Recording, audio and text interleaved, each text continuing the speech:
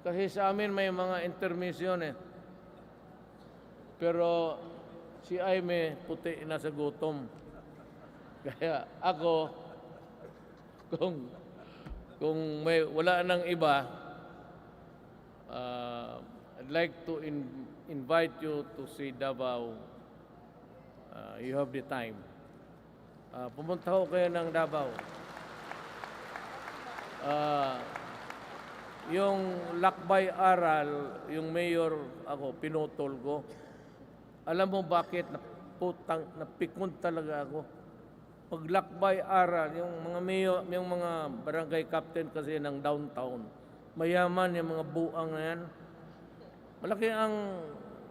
Malaking area eh.